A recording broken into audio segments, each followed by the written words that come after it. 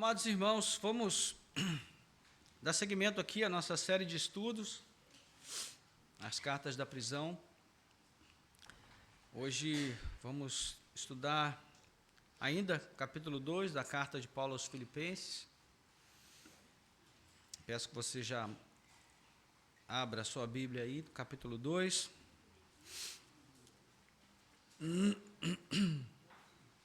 Daqui a pouco nós vamos fazer a leitura.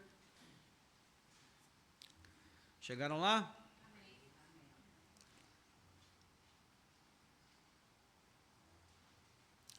Irmãos, nosso país, Brasil, possui 12 bacias hidrográficas e a maior reserva de água doce do mundo. Todo mundo sabe aqui que a água é uma das principais fontes de energia elétrica que a gente tem no nosso país. Mas nós também somos um dos países onde existe a maior irradiação de luz do sol do mundo. Isso significa que nós também temos condições de gerar energia fotovoltaica ou energia solar, como a gente conhece bem. Além disso, nós temos também abundância de ventos.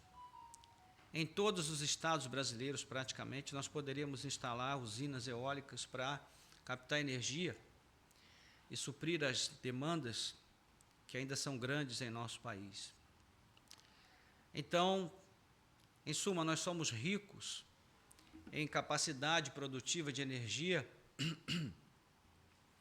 E a pergunta que a gente se faz é a seguinte: por que, com toda essa capacidade energética que nós temos, de acordo com dados de 2019, ainda existem no Brasil mais de 1 milhão de pessoas sem luz? Isso sem contar as populações onde o censo não pôde chegar, onde não alcançou, e isso nós estamos falando de milhares de pessoas. E também por que a nossa conta de luz é tão cara? Por que nós pagamos tanto? E por que tantos brasileiros, mesmo tendo a instalação elétrica na sua casa, não conseguem ter a luz porque não conseguem pagar a conta? Então, fique tranquilo, nós vamos falar aqui, não vamos falar sobre política e nem vamos lançar nenhum candidato aqui nessa manhã. Nós só estamos fazendo aqui uma introdução e, para responder a essa pergunta, por quê, mesmo correndo o risco de ser simplista, eu responderia o seguinte: embora nós tenhamos os meios, embora nós tenhamos os recursos, nós não temos pessoas comprometidas, engajadas com o objetivo de fazer chegar a luz a quem precisa. Não existe esse compromisso. E por essa falta de compromisso, mesmo tendo os meios, a luz não chega. Porque falta compromisso de quem tem os meios para fazer essa luz chegar. E com isso muitas pessoas ficam sem luz, né? Nós podemos usar esse exemplo como ilustração para aquilo que Paulo está tentando evitar que aconteça com os filipenses, que eles também sofram dessa falta de comprometimento de fazer chegar a luz a quem precisa. E é claro que nós estamos falando aqui agora da luz espiritual, estamos falando da iluminação da mente, do coração humano através de Cristo, né? E Paulo fala aqui que existe um mundo sem luz, um mundo que está na escuridão, nas trevas. Mas se a igreja de Filipos, se os leitores de Paulo, que têm os meios para levar essa luz a quem precisa, não tiverem o comprometimento, o engajamento necessário, importante, essencial, para que essa luz chegue, ela não vai chegar. E mesmo tendo todo esse potencial de energia que nós temos como cristãos, mesmo tendo essa luz que nos foi trazida, né, em Cristo Jesus, o nosso mundo escuro vai continuar no escuro, mesmo que nós tenhamos disponível essa capacidade de iluminar o mundo. Então, se nós nos concentrarmos aqui no texto dessa manhã, nós vamos aprender que essa é uma valiosa lição para nós. Se nos acomodarmos e nos concentrarmos, cada um em seu próprio objetivo, não nos juntarmos, nos unirmos como igreja para fazer essa luz chegar às pessoas, ela não vai chegar. E embora nós tenhamos os recursos, não vamos iluminar ninguém, né? Como Jesus vai dizer em Mateus 5,15, se nós colocarmos a luz embaixo de um cesto, a luz não vai iluminar ninguém. Ela precisa ser posta num lugar alto, onde todos possam vê-la e ela possa iluminar todos que estão ali ao seu redor. Então, é com base nisso que nós vamos fazer a leitura dos versículos 14 a 18 aí do capítulo 2, e será a base da nossa reflexão nesta manhã.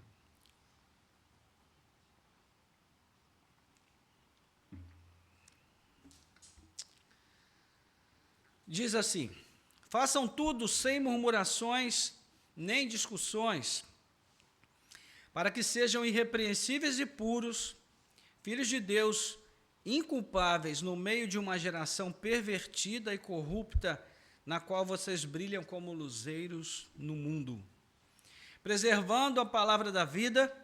Assim, no dia de Cristo, poderei me gloriar de que não corri em vão, nem me esforcei inutilmente. Entretanto, mesmo que eu seja oferecido como libação sobre o sacrifício e serviço da fé que vocês têm, fico contente e me alegro com todos vocês. Assim também vocês, pela mesma razão, fiquem contentes e se alegrem comigo. Amém. Vamos orar. Nosso Deus e Pai, graças te damos pela leitura da tua palavra santa, Senhor. Obrigado pelo privilégio de tê-la mais uma vez aberta diante de nós, pela alegria de podermos partilhar dessa mesa que o Senhor prepara para o nosso sustento espiritual na manhã desse dia. Agora, ajuda-nos, ó Deus, a fim de que nós possamos ser nutridos pela tua palavra, por esse pão, ó Deus, que nos é dado mais uma vez, que ela possa alcançar lugar em nossos corações e ali faça morada e tenha, Senhor, o poder de fortalecer as nossas vidas, despertar os nossos corações e mentes e nos levar aos bons propósitos que o Senhor tem para nós. Nós oramos assim, pedindo que o teu Espírito nos ajude nessa hora, de tal maneira que nós falemos e ouçamos segundo o teu Espírito. Em nome de Jesus oramos. Amém. Glória a Deus. Quem esteve aqui no domingo passado já sabe que nós vamos dar continuidade à sessão da carta que iniciamos naquela oportunidade.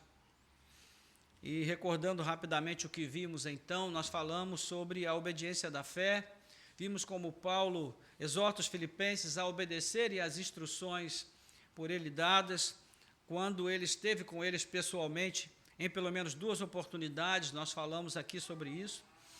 E agora, na impossibilidade de ele estar com eles, ele os exortou, então, vimos no domingo passado que ele os exorta a que eles permaneçam ainda mais firmes agora que ele está ausente. Isso significa trabalhar pelo desenvolvimento da sua salvação. E Paulo enfatiza que é o próprio Deus quem efetua no crente tanto querer quanto realizar aquilo que o agrada, mas também deixa claro que isso exige do crente uma resposta, um engajamento, um comprometimento adequado à disposição da obediência e ao progresso da fé. Então, Paulo vai destacar 3 pontos nesse sentido, nós falamos sobre isso, não é? A salvação não é uma obra monolítica, acabada como um evento definitivo, que aconteceu de uma vez por todas naquele momento em que Cristo veio a nós. Não, ela é dinâmica. E ao mesmo tempo em que somos salvos, nós estamos sendo salvos e seremos salvos ainda. E nesse processo, Deus nos dá o privilégio de participarmos efetivamente da nossa salvação, trabalhando pelo seu progresso. Segunda coisa, que esse progresso da salvação, ele deve ser desenvolvido com profunda reverência, com temor e tremor, são as palavras que Paulo usa, né, diante desse Deus a quem estamos ligados por vínculos tão estreitos. E terceiro, o desenvolvimento da salvação está ligado ao novo nascimento, também vimos sobre isso. Não se pode desenvolver algo que não existe. Só Deus cria do nada. Nós só podemos criar algo a partir de uma matéria-prima, de alguma coisa que já exista. Então, nós precisamos ter a salvação para poder desenvolvê-la. Se uma pessoa não nasceu de novo, não existe salvação a desenvolver, não é?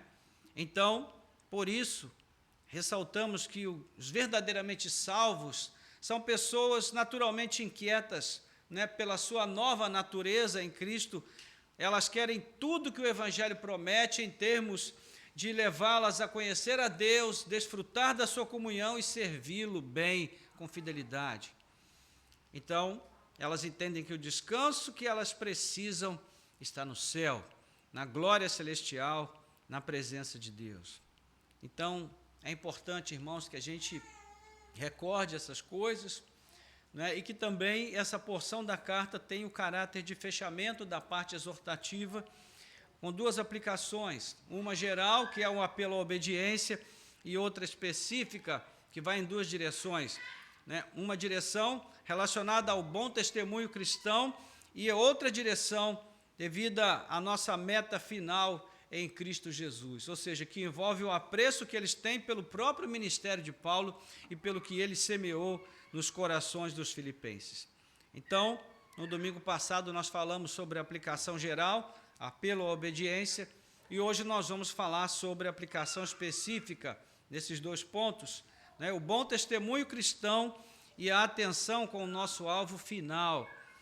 Então, Paulo vai especificar aqui mais 3 aspectos a serem considerados pelos seus leitores, não é, no tocante ao progresso da salvação.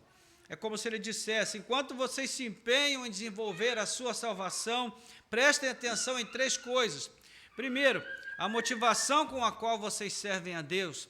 Segundo, o dever de oferecer a palavra de Deus como instrumento de salvação ao mundo. E terceiro, o desafio de se alegrarem até no sofrimento por causa de Cristo.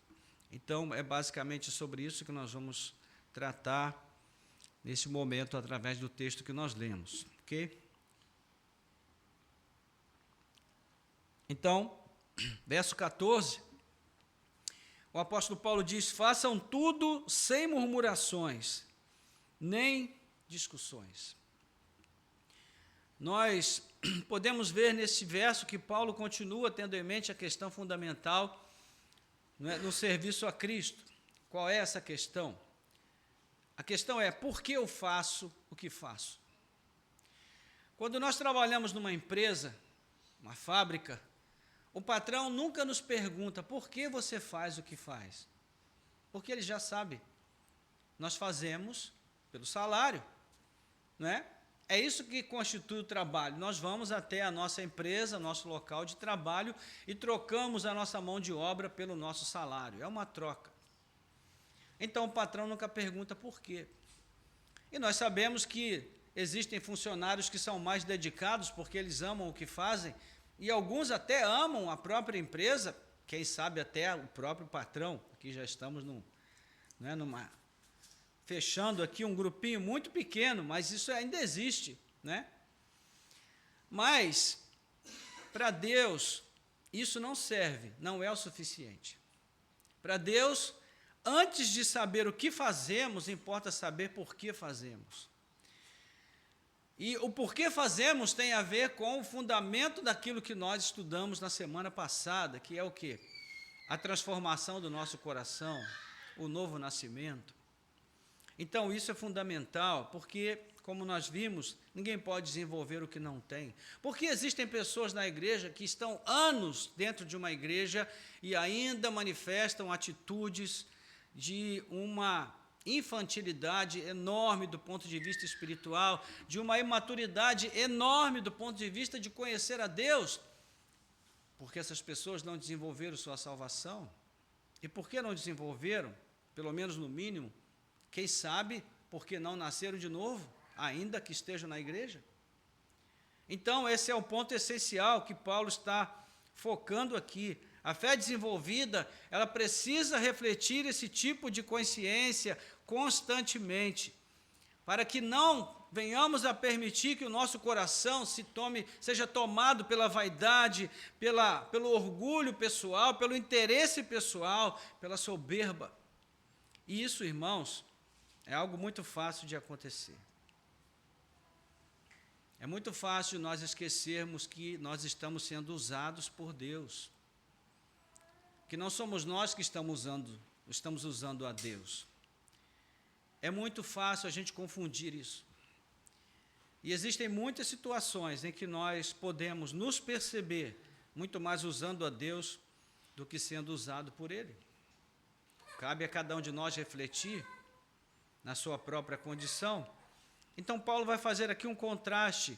Logo no início, ele faz um contraste com os versos 3 e 4, que convém a gente fazer a leitura novamente. Veja lá, os versos 3 e 4. Ele diz: não façam nada por interesse pessoal ou vaidade, mas por humildade, cada um considerando os outros superiores a si mesmo, não tendo em vista somente os seus próprios interesses, mas também os dos outros.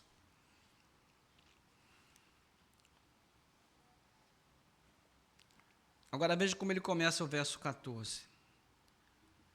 No verso 13 ele diz: não façam nada. No verso 14 ele diz: façam tudo. Como? Sem murmurações, nem discussões. É o que vemos logo no início aqui, em relação a esse contraste que ele faz do verso 3 com o verso 14, é que lá no verso 3 a ordem é não fazer nada pelos motivos errados, e sim pelos certos. Tendo em vista o bom testemunho para com os de dentro, aqueles que estão dentro da igreja, que são nossos irmãos em Cristo. Mas aqui a ordem é fazer tudo pelos motivos certos e não pelos errados, tendo em vista o bom testemunho para com os de fora. Ou seja, já não é mais testemunhar para dentro da igreja, mas para fora da igreja. Então, os termos intermediários são os mesmos e falam das boas e más motivações, né? Então, irmãos, esse tudo que deve ser feito tem a ver com o quê? Sobre o que Paulo está falando, né? Que tudo é esse? Ele fala de tudo aquilo que diz respeito à vida cristã: a devoção pessoal, o culto público, o serviço na comunidade de fé. Em todas essas coisas nós precisamos de legitimidade. De novo, vou dizer, em todas essas coisas nós precisamos de legitimidade. Estar de acordo com os termos do Evangelho de Cristo. É isso que a palavra legitimidade significa. É você agir, pensar, fazer de acordo com as regras estabelecidas. Então, da perspectiva bíblica, não basta fazer o que quer que seja para Deus ou em seu nome. O fazer em si não qualifica a obra e nem a pessoa que faz a obra. Irmãos, quanto de sabor a gente evitaria se nós guardássemos bem essa verdade em nossas mentes. Fazer a obra não qualifica nem a obra e nem quem faz a obra. Sou eu que digo isso? Não, é Jesus. Capítulo 7 de Mateus, ele diz: naquele dia muitos me dirão: Senhor, em teu nome profetizamos, em teu nome expulsamos demônios. Nós poderíamos acrescentar: em teu nome pregamos, profetizamos, o texto diz profetizamos. Em teu nome cantamos, em teu nome varremos, em teu nome arrumamos, em teu nome preparamos, fizemos isso, fizemos aquilo, em teu nome escrevemos livros. E Jesus diz: contudo o Filho do Homem dirá: apartai-vos de mim, nunca vos conheci, vocês que praticam a iniquidade. Ou seja, o fazer a obra em si não qualifica quem faz a obra e nem a própria obra.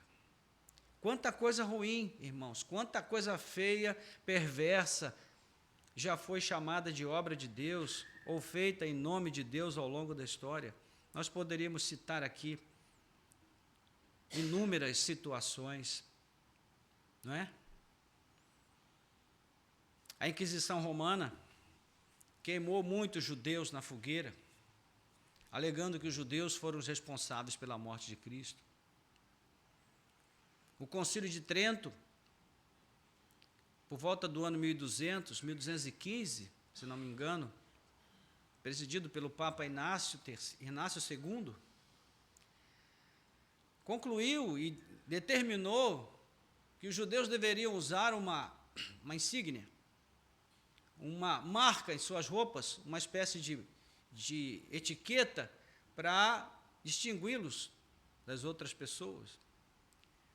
Quem foi que aproveitou essa ideia, irmãos?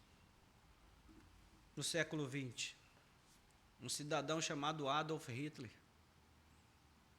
Então veja como E tudo isso foi feito em nome de quem? Em nome de Deus. Essas pessoas foram declaradas inimigas de Deus. Tudo isso foi feito para a honra de Deus, para a glória de Deus. Então, o próprio Senhor Jesus, certa vez, alertou aos discípulos sobre a perseguição que viria sobre eles, dizendo: olha, chegará a hora em que todo aquele que os matar pensará com isso estar servindo a Deus. João capítulo 16, versículo 12. Percebe como essas coisas são mais comuns e acontecem com mais naturalidade do que a gente imagina? Então, irmãos, ao trazer à luz aqui os termos murmuração e discussão, é provável que Paulo estivesse fazendo alusão à atitude do povo eleito no passado, lá no deserto. Falando especificamente da palavra usada aqui para a murmuração, a sua única outra ocorrência nos escritos de Paulo, nós vamos encontrar em 1 Coríntios 10:10, onde ele vai dizer: não sejam murmuradores como eles foram no passado, e por isso caíram todos no deserto, toda uma geração. Daqui a pouco nós vamos ver que ele também cita Deuteronômio 32:5, da mesma maneira condenando a corruptividade daquela geração. Deus, através de Moisés, estabeleceu esse critério muito claro de que a maneira correta de participar, de viver como povo de Deus e de servir a Ele é com um coração grato, um coração onde haja o reconhecimento de que tudo que nós somos e que nós temos vem de Deus e pertence a Deus. Portanto, o que nós fazemos para Deus, meus irmãos, não é favor, é graça. Ele, por graça, nos permite fazer algo para Ele em resposta ao que Ele faz por nós. Tudo que nós somos e tudo que nós temos pertence a Deus. Qual foi o desfecho para aquela geração do deserto? O fracasso em possuir a terra, a queda no deserto de toda uma geração. Então, Paulo está chamando a atenção dos seus leitores para essa atitude de vigilância.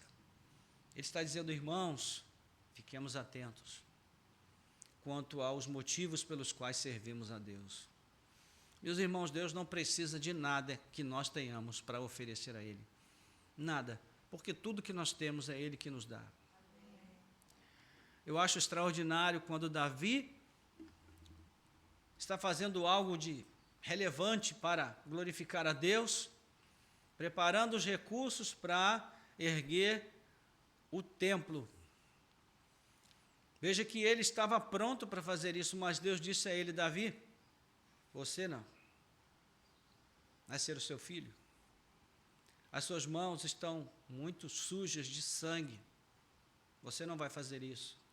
Mas Davi preparou todos os recursos, e lá em 2 Crônicas 29, ele vai dizer algo semelhante assim: Senhor, tudo vem das tuas mãos, tudo vem de ti, e do que é teu, nós te damos. Ele vai dizer: riquezas e honra vem de ti, glória, majestade, poder, força, domínio, tudo está nas tuas mãos, tudo vem de ti, e do que é teu, nós te damos. Ou seja, o que fazemos para Deus, irmãos, é apenas uma pequena, insignificante devolução de tudo que Ele nos dá, de tudo que Ele faz por nós. Por isso Paulo está chamando a atenção dos irmãos, está dizendo: façam tudo sem murmurações e nem discussões, porque isso não cabe àqueles que são de Deus. Então, quanto à motivação do que fazemos para Deus, Paulo quer levar os seus leitores a um desfecho diferente. Embora a questão em si seja referente a algo invisível que acontece aqui dentro de nós, ela pode ser comprovada, pode ser vista pelos olhos de quem nos observa. E é quando aí nós temos o versículo 15, primeira parte, que vai dizer assim: para que sejam irrepreensíveis e puros, filhos de Deus, inculpáveis. Então, há um propósito aqui bem específico, um objetivo bem claro. E nós vamos ver dois efeitos visíveis dessa vida cristã legítima, transformada, que está em desenvolvimento constante. O primeiro efeito é que nós não nos tornamos, mas nós nos mostramos, nos apresentamos legitimamente como filhos de Deus irrepreensíveis, puros e sem culpa. Não significa que, ao agir com motivação correta, nós vamos nos tornar filhos de Deus. Não, isso nós já somos. Se estamos em Cristo, nós somos irrepreensíveis, puros e sem culpa, sim, porque tudo isso vem de Cristo para nós. Mas Paulo espera que sejamos dessa forma e que estejamos também prontos para mostrar o que somos através das nossas ações, das nossas palavras, dos nossos feitos, dos nossos pensamentos. O ponto aqui é que essa irrepreensibilidade, essa pureza, essa inculpabilidade ficará evidente. Isso está plenamente de acordo com o ensino de Jesus. Mateus 7,16, ele diz, falando dos fariseus e escribas, dos falsos mestres, ele diz, pelos frutos os conhecereis. Uma figueira não produz uvas, uma videira não produz laranjas ou maçãs, mais ou menos isso que Jesus vai dizer lá. Falsos profetas, verdadeiro e falso, vocês vão conhecer pelos frutos. Também faz parte dos propósitos dessa carta, não é? E das orações de Paulo, esse objetivo, esse propósito de que os irmãos vivam dessa maneira, irrepreensíveis. Veja aí versículos 9 e 10 do capítulo 1, ele diz, também faço esta oração, que o amor de vocês aumente mais e mais em conhecimento e toda percepção, para que vocês aprovem as coisas excelentes e sejam sinceros e inculpáveis para o dia de Cristo. Ou seja, ele está basicamente repetindo o que já havíamos visto no verso 13, verso 12 em diante. Ele está falando sobre o desenvolvimento da fé, sobre o crescimento do conhecimento de Deus e sobre a possibilidade de discernirmos as coisas excelentes e aprovarmos o que é excelente, a fim de que sejamos inculpáveis para o dia de Cristo. Então, meus irmãos, quem vai atestar esta legitimidade do nosso cristianismo em primeiro lugar? Somos nós mesmos. Eu sou sempre a primeira pessoa a saber se o que eu faço é legítimo ou não. Eu tenho consciência. Mas quando eu tomo consciência de que o que eu faço não é legítimo, eu preciso tomar uma atitude em relação a isso. Eu não posso simplesmente cruzar os braços e dizer, de fato, realmente o que eu faço não é legítimo. Poxa, que pena. Não, eu preciso fazer algo a respeito. Se o que eu faço não está de acordo com Cristo, há uma atitude a tomar. Mas, além de mim, as pessoas ao meu redor também vão saber. Então, o maior impacto desse testemunho vai ocorrer onde, irmãos? No mundo, nesse mundo escuro, sem vida, na vida dessas pessoas que estão perdidas, que precisam de luz. Mas, de novo, como o próprio Jesus vai dizer, se a luz que há em mim forem trevas, quão grandes trevas serão? A quem eu vou iluminar?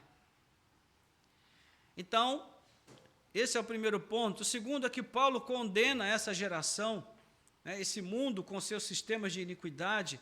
É uma geração, ele diz, pervertida e corrupta. E ele escolheu muito bem essas duas palavras, citando Deuteronômio 32:5. A primeira, a palavra perversão, como é usada no grego, ela não tem o sentido sexual, como tem normalmente para nós. Mas ela significa fazer desviar do caminho.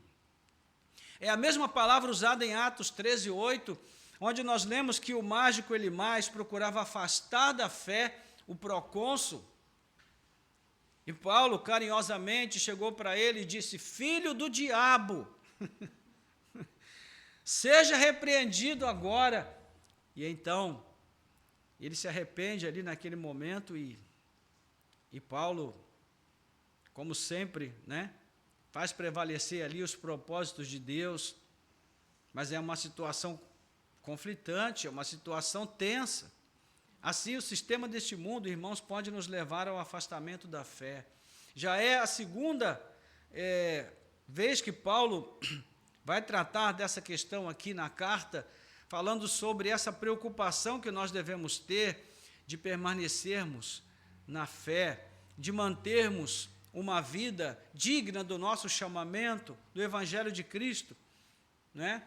Já a outra palavra, que é traduzida como corrupção, que no grego é escolias, né, significa algo torto ou desonesto, que também encaminha para a direção oposta ao bem.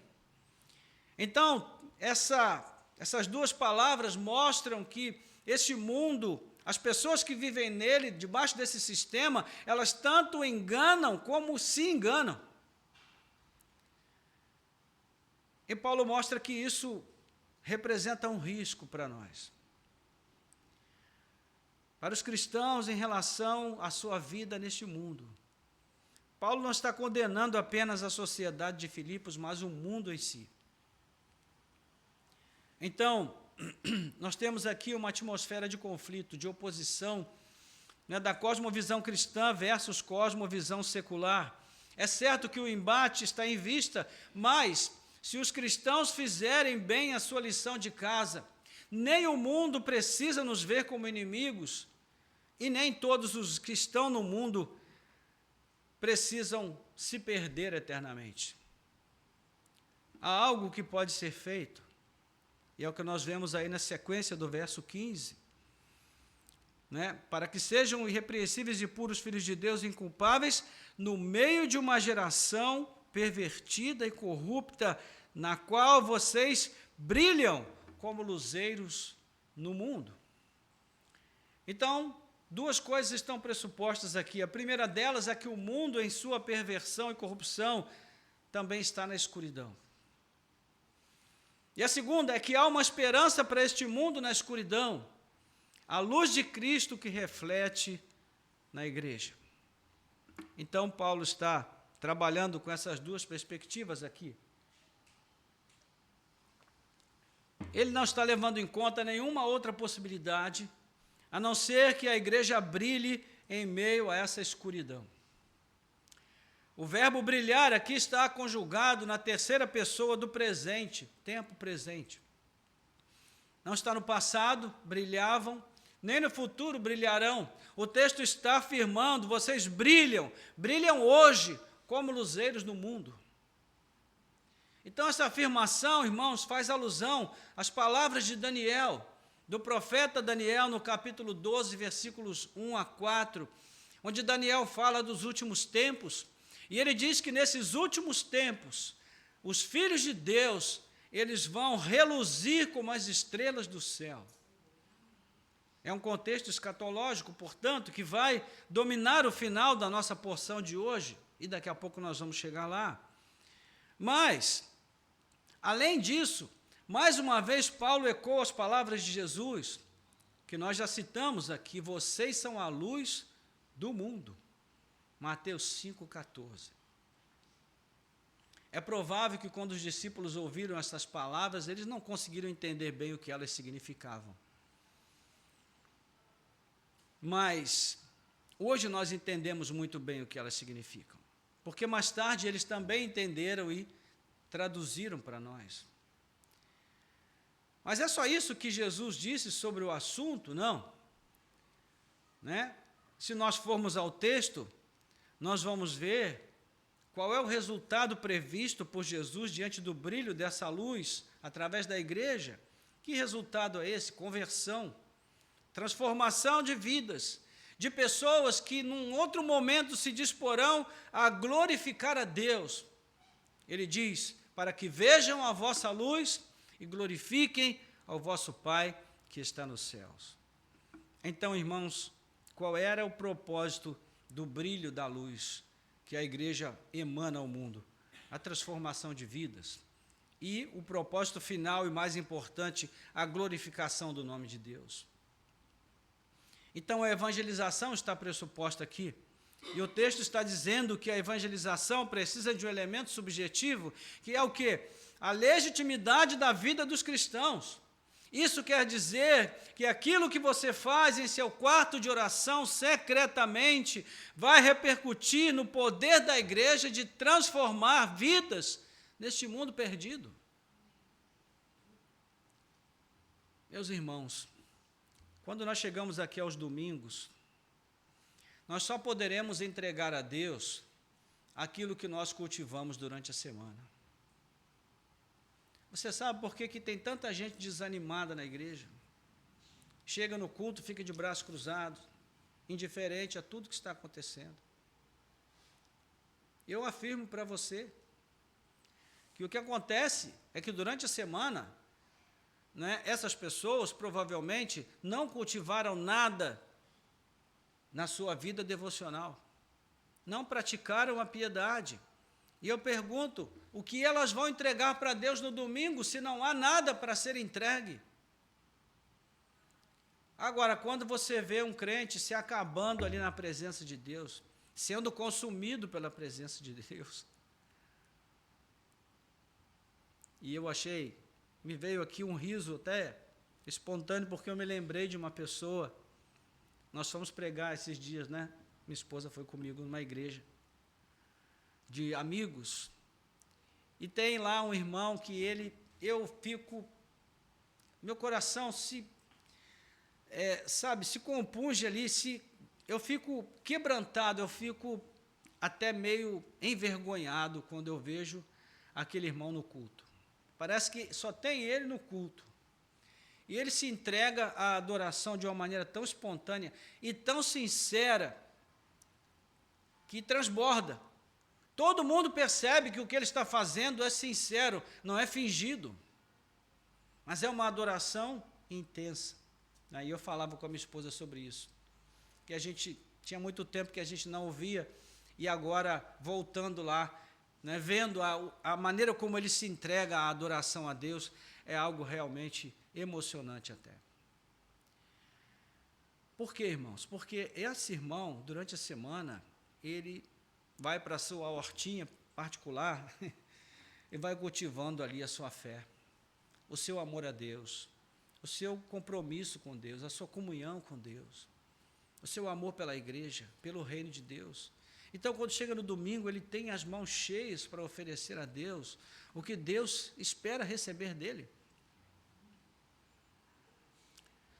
Então, a quantidade de tempo que você dedica à sua Bíblia e ao estudo diligente da palavra de Deus vai repercutir em tudo isso, no alcance de pessoas que hoje estão cegas, na escuridão, enganadas e sem esperança. Por que que a luz não chega a essas pessoas? Porque tem faltado compromisso da nossa parte, irmãos. Compromisso. De onde vem o nosso próximo tópico? Versículo 16, primeira parte, onde Paulo vai dizer, preservando a palavra da vida. E o termo traduzido aqui por preservar ou reter, ele também pode ser entendido como oferecer. Então, nós vamos lidar com os dois modos de interpretação.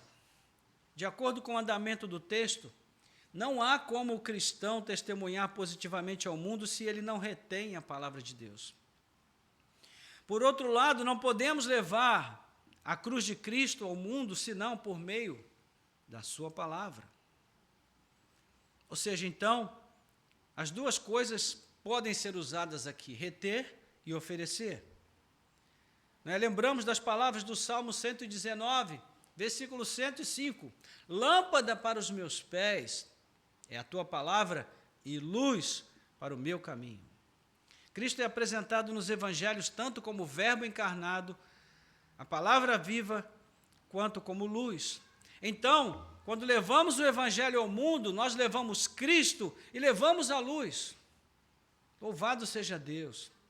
Porque, irmãos, além do elemento subjetivo, a evangelização precisa da palavra de Deus, que é o elemento objetivo. O testemunho pessoal não converte pessoas. Vou repetir, o testemunho pessoal não converte pessoas.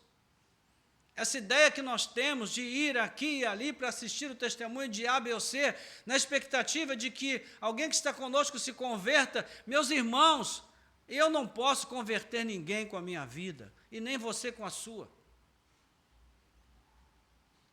Se os atos de bondade e compaixão que nós praticamos pudessem converter alguém, esse mundo seria outro. Porque há muita gente boa nesse mundo que faz muita coisa boa. Então, o testemunho pessoal não converte pessoas. Ele apenas atrai as pessoas para ouvirem a Deus. Mas o que transforma o coração é a poderosa palavra de Deus. Isso é o que transforma o coração, a mente, transforma as pessoas.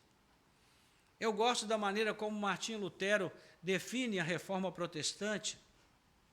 Ele diz algo mais ou menos assim: eu me opus às indulgências e aos papistas, mas jamais pelo uso da força. Apenas preguei, ensinei e escrevi a palavra de Deus. Não fiz nada mais que isso. O sistema do papado sofreu tantas perdas e derrotas que nenhum príncipe ou imperador jamais havia conseguido lhe infligir. Eu não fiz nada. A palavra de Deus fez tudo. É assim que Lutero define a reforma. Ou seja, eu não fiz nada. Calvino não fez nada. Zwingli não fez nada. John Knox não fez nada. Guilherme Farel não fez nada. Ninguém fez coisa alguma que tivesse a relevância necessária para transformar o mundo de então. Foi Deus que fez por meio da sua palavra. Mas nós temos que pregar, irmãos. Temos que ensinar. Precisamos confiar que a palavra de Deus é poderosa para fazer o que for necessário, mas ela precisa sair da nossa boca. Ela precisa fluir para que seja instrumento de transformação. Mas também, quando retemos a palavra, ela é poderosa para nos guardar e preservar até o dia final. Né? Versículos 16, parte B e parte C, que diz o quê? Assim, no dia de Cristo poderei me gloriar de que não corri em vão, nem me esforcei inutilmente. Vemos aí a dinâmica de guardar e ser guardado. Nós guardamos a palavra e ela nos guarda do pecado. É dessa forma que nós temos confiança, irmãos, para aguardar o dia de Cristo, para chegar ao final. É o que Paulo está dizendo aqui, é tudo sobre esse dia. Nós acabamos de ler capítulo 1, versículos 9 e 10, e no verso 10, nós vimos que ele já falava sobre nos prepararmos para o dia de Cristo. Aqui, de novo, ele está falando do dia de Cristo. Então, ainda que nós nos esforcemos com sucesso para desenvolver a nossa salvação, ainda que trabalhemos com as melhores motivações, ainda que testemunhemos eficazmente ao mundo, nenhum benefício advindo dessas realizações, irmãos, pode se comparar ao que está por vir. O porvir é a meta, é o alvo do cristão. Nós fomos chamados e salvos para a glória, não para este mundo. Por isso, Paulo se expõe tão honestamente quando ele fala das suas expectativas nesse sentido. Não é para ele, se os seus leitores não completarem a carreira, se eles não chegarem para receber o prêmio do dia de Cristo, todo o seu trabalho terá sido em vão. Então, de novo, ele evoca aqui a imagem do atleta maratonista. Né? Ele diz: assim, no dia de Cristo, poderei me gloriar de que não corri em vão e nem me esforcei inutilmente. Nós já vimos que essa é uma das imagens prediletas de Paulo. Não é? Ele mesmo, no domingo passado nós mencionamos, ele mesmo corre para cruzar a linha de chegada e levar o prêmio. Capítulo 4, versículos 12 e 14, mencionamos domingo passado. Da mesma maneira, ele vê que seus leitores são companheiros de maratona, E eles também precisam correr diligentemente, tendo o objetivo de cruzar a linha e receber a recompensa. Então, reter a palavra também nos preserva para o dia da salvação. Não devemos ver aqui nenhuma atitude orgulhosa de Paulo, sentimento mesquinho em relação ao que ele faz para Cristo, não é nada disso. Né? Isso seria totalmente incoerente à luz do que ele já falou entre os versos 5 e 11, dando o exemplo de Cristo. Não, o objetivo aqui é destacar que tudo que fazemos nesta vida, irmãos, só tem real valor se puder receber a chancela, o carimbo da eternidade. Ou seja, só vale a pena lutar, correr, trabalhar, cantar, servir, fazer qualquer coisa por causa do prêmio que nos está proposto. Se isso nos ajuda a nos mantermos firmes, a chegar até o glorioso dia de Cristo.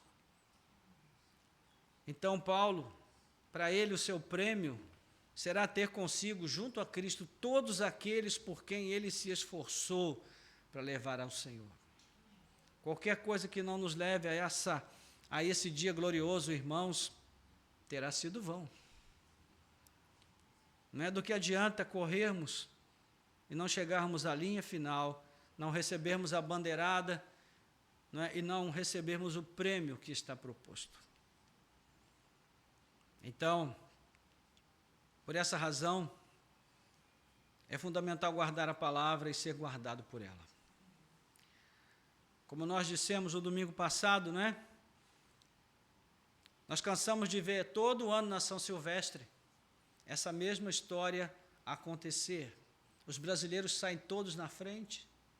Tem aquela turminha do Eu Participei da São Silvestre, que corre ali uns 100, 200 metros, né, para receber uma medalhinha, ou uma fita, alguma coisa assim, ou para sair na Rede Globo, ou nas outras emissoras, né, que cobrem esses eventos. Mas, no final das contas, vem aquele quenianozinho lá no final. E as pessoas olham e falam, esse cara não vai chegar nem na metade. Mas ele se preparou bem, ele se condicionou, ele estudou a trajetória, ele estudou o percurso. E quem vai levar a medalha de ouro no peito? Aquelezinho. Exatamente. Então, irmãos, é sobre isso que Paulo está dizendo. Não é? Como no cântico de Ana, a vitória não é do mais forte, nem do que corre mais.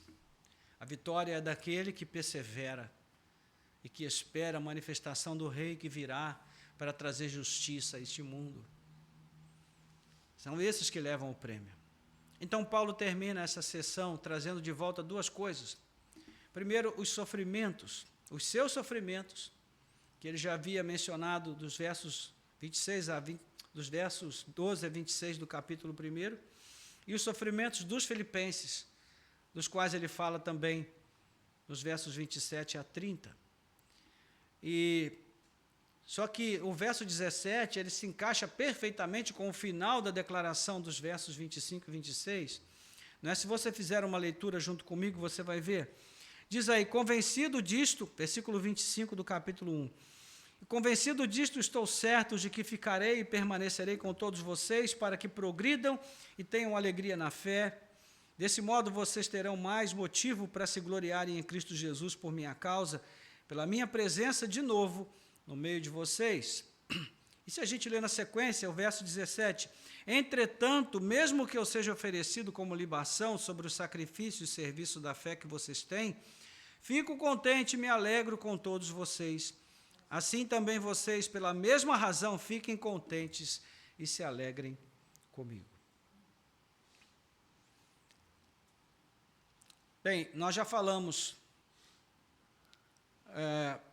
sobre o longo processo através do qual Paulo tem passado, desde a sua detenção em Jerusalém, capítulo 21 de Atos, versículo 27, passando um tempo preso em Cesareia, a sua viagem atribulada para Roma, o naufrágio, o tempo passado sob a custódia de César, e tudo isso é o que ele tem sofrido por causa de Cristo.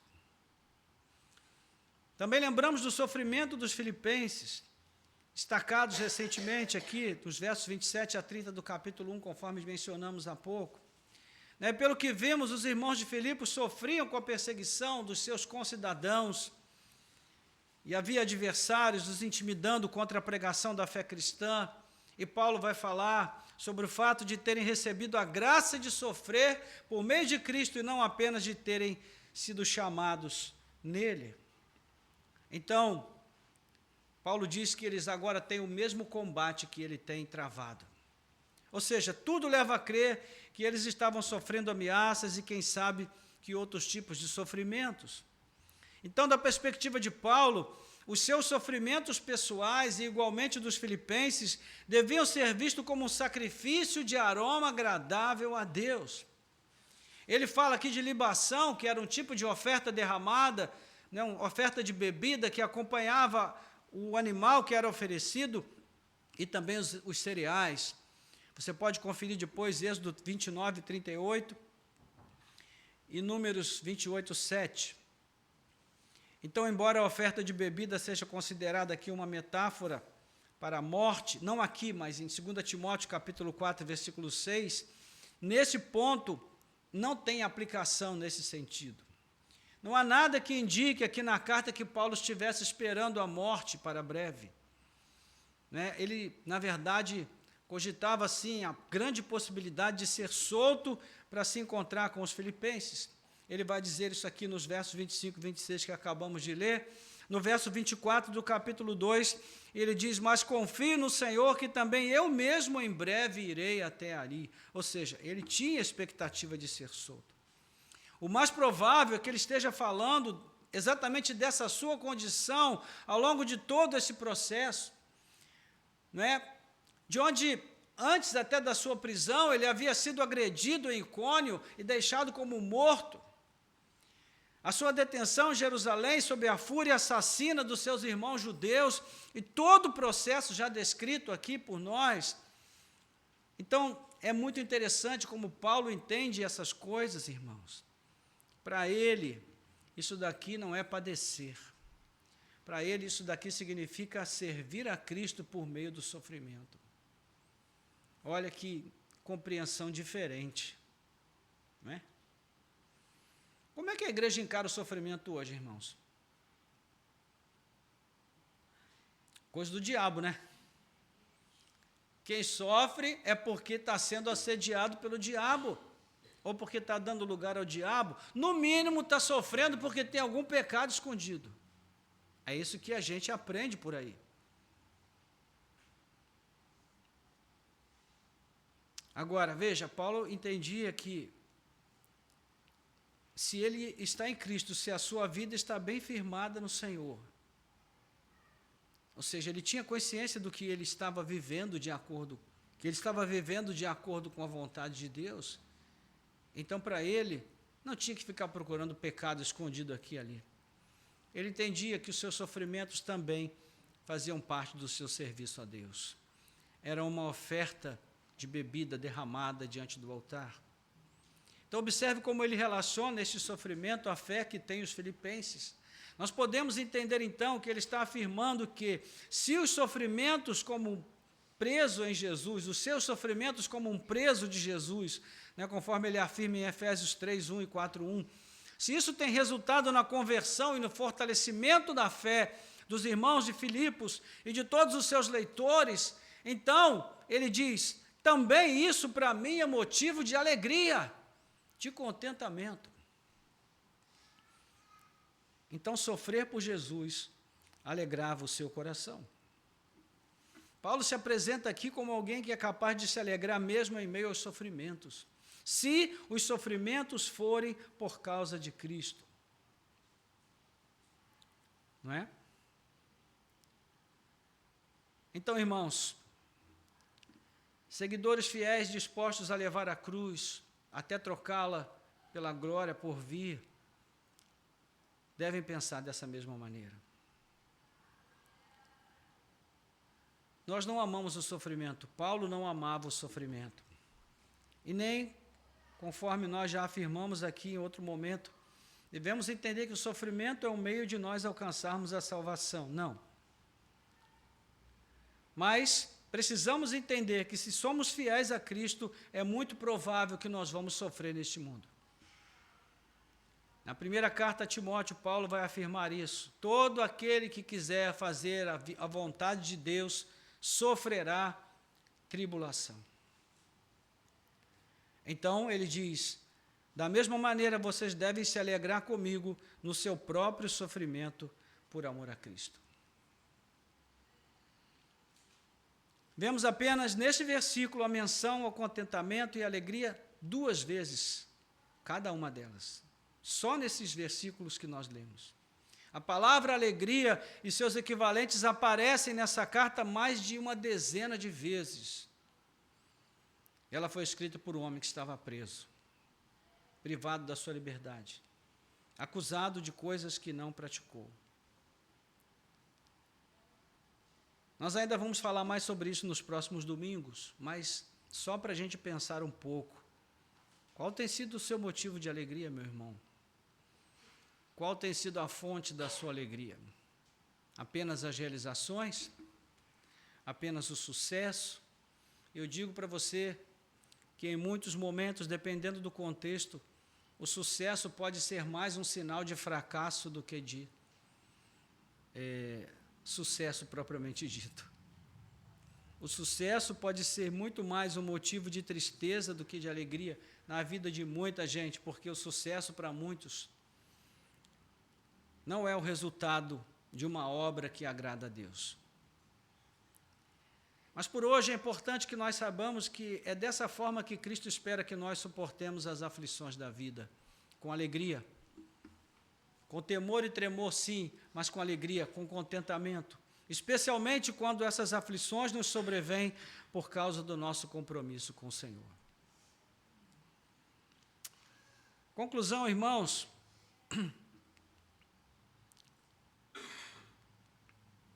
o nosso serviço a Deus deve ser feito pelas motivações corretas. Não podemos permitir que a murmuração tenha lugar em nossos corações. Precisamos de um coração grato, e tenha consciência de que tudo que tem, tudo que possui, tudo que é, vem de Deus. E tudo que nós fazemos para Ele é apenas uma pequena devolução de tudo que Ele tem feito por nós e por meio de nós. Precisamos guardar no coração a compreensão de que nós somos chamados para iluminar um mundo escuro, um mundo que jaz em trevas. Nós não podemos ter prazer na condenação do mundo, irmãos. E olha que tem pessoas pelas quais a gente bem que torce, para que elas não se salvem. Porque são pessoas tão ruins, tão terríveis, tão perversas, que fazem tanta maldade, que lá no fundo, lá no íntimo de cada um de nós, a gente pensa: Senhor, tem misericórdia dele, Pai. Mas, irmãos, são sentimentos contra os quais nós devemos lutar. Não convém aos santos, não convém a nós. Nós temos vivido num mundo que constantemente quer estimular isso nos nossos corações, esses sentimentos maus, esses sentimentos perversos. Mas eu digo a você, nós não podemos deixar que a maldade dos outros nos transforme também em pessoas más. É uma luta que devemos travar aqui dentro. Não é do lado de fora, é uma luta que travamos aqui. Então nós precisamos entender que o nosso chamamento compreende levar a luz ao mundo escuro. Nós temos os meios, nós temos a palavra, nós temos os recursos, mas se nós não tivermos o comprometimento, nós ainda teremos milhões de pessoas neste mundo, na escuridão, sem a possibilidade de enxergarem a luz. Você não precisa sair aí pelo mundo afora para fazer missões. O seu campo missionário é a sua casa, a sua vizinhança, o seu local de trabalho. Para quantos você já falou de Jesus, onde você trabalha, na sua casa, entre os seus parentes? não é? No clube que você frequenta, enfim. É o seu campo missionário.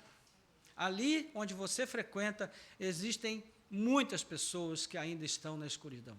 Elas não amam a luz, elas não anseiam pela luz, mas elas precisam da luz, para que elas possam perceber que Deus existe, que Cristo veio ao mundo para morrer pelos seus pecados, e elas cheguem realmente a se arrepender e serem salvas. E por fim, irmãos, precisamos ter o discernimento também de que, sempre que nós fizermos a vontade de Deus, seja em que contexto for, nós estaremos sujeitos à oposição ferrenha, severa, constante. Não pense você que você vai se dispor a fazer o que Cristo quer que você faça, que você vai se engajar no propósito de desenvolver a sua salvação, você vai se engajar no propósito de trabalhar para Deus com alegria, com sinceridade, com satisfação, com contentamento, com prazer. Não pense você que você vai se engajar no propósito de ser a luz do mundo, e isso tudo vai passar incólume. Não. O diabo se levanta, e ele se levanta muitas vezes usando pessoas que estão próximas a nós e não têm discernimento da verdade. E elas vão trabalhar arduamente para nos fazer desistir, desestimulando o nosso ímpeto, a nossa determinação, o nosso desejo, o nosso propósito, às vezes até pessoas muito próximas a nós, não é? Então, é como muitas vezes a gente lê na palavra de Deus, né, situações em que o inimigo assediou as pessoas, cercou as pessoas e com palavras doces as levou à perdição. Foi isso mesmo que ele disse? Disse a serpente. Não é nada disso. Ele só proibiu porque ele sabe que o dia que vocês comerem, vocês serão semelhantes a ele e conhecerão tudo como ele conhece. Olha só. Então, precisamos estar atentos, porque o nosso chamamento, a nossa missão é grande, irmãos. É grande. Então, se algum dia alguém chegar para você e falar assim, Deus tem uma grande obra na sua vida, você pode dizer, eu sei que tem. Eu é que não sei se estou me preparando adequadamente para fazer a obra grande que Ele tem para fazer através da minha vida. Porque, meus irmãos, se vocês trabalharem a vida inteira e levarem uma pessoa a Cristo, saiba que vocês fizeram uma grande obra. Uma grande obra. Porque ninguém no mundo tem o poder de fazer isso. Só Deus. Mas você pode ser um instrumento de Deus para que essa obra seja feita. Vamos orar, curve a sua cabeça. Nosso Deus e Pai, graças te damos por esta manhã, de vida, de oportunidade. Ó Deus, de podermos mais uma vez ouvir a Tua palavra, sermos por ela inspirados, dirigidos, despertados, edificados. Obrigado, Senhor, pelo Teu amor por nós e pela maneira como o Senhor nos exorta mais uma vez, em amor, nos levando a refletir sobre os nossos comprometimentos como cristãos. A verdade, Senhor, é que nós estamos vivendo numa geração extremamente acomodada, uma geração preguiçosa, uma geração indolente, que ama o entretenimento mais do que ama a Ti, Senhor, que ama os prazeres mais do que ama a Tua obra. Ó Deus, que ama as boas coisas que a vida oferece mais do que ama a Tua igreja. Ó Deus, eu te peço em nome de Jesus, desperta os nossos corações nesta manhã, Senhor. Acorda-nos, ó Deus, do sono, da indolência, do abatimento, da apatia, da indiferença. Ajuda-nos a perceber, Pai, que nós somos chamados para Te servir numa comunidade de fé. E muitas vezes, Pai, não entendemos isso, Senhor, e queremos viver uma vida solo, procurando glória para nós mesmos, procurando nos colocarmos em evidência para receber a aprovação dos homens, e desprezando a glória de Cristo, que é o que nós deveríamos realmente procurar. Pai, desperta os nossos corações, desperta as nossas mentes, acorda-nos, Senhor, enquanto há tempo, porque sobrevirão dias em que ninguém mais poderá trabalhar. O Senhor previu isso. Serão tempos de escuridão total, quando não haverá mais o que fazer, tudo estará perdido neste mundo. Nós estaremos contigo na glória, mas muitas pessoas que poderiam ter sido alcançadas se perderão. E talvez isso, Senhor, traga dúvidas ao nosso próprio coração sobre a legitimidade da nossa salvação. Ajuda-nos então, ó Deus, nos despertando nesta manhã, para assumirmos o compromisso, Pai, com aquilo que a Tua palavra nos adverte a fazer nesse tempo. Que o Senhor nos dê um coração grato, um coração consciente, Senhor, de que tudo que temos e fazemos pertence a Ti, Senhor. Não somos donos de nada, nem da nossa própria vida. O fôlego de vida que temos é uma dádiva preciosa que o Senhor nos concede a cada manhã. E basta que o Senhor tire de sobre nós a Tua mão.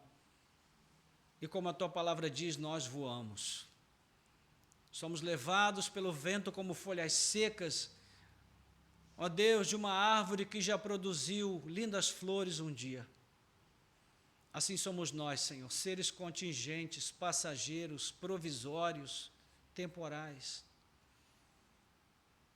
Ajuda-nos, ó Deus, a retermos a Tua palavra e a compartilharmos a Tua palavra.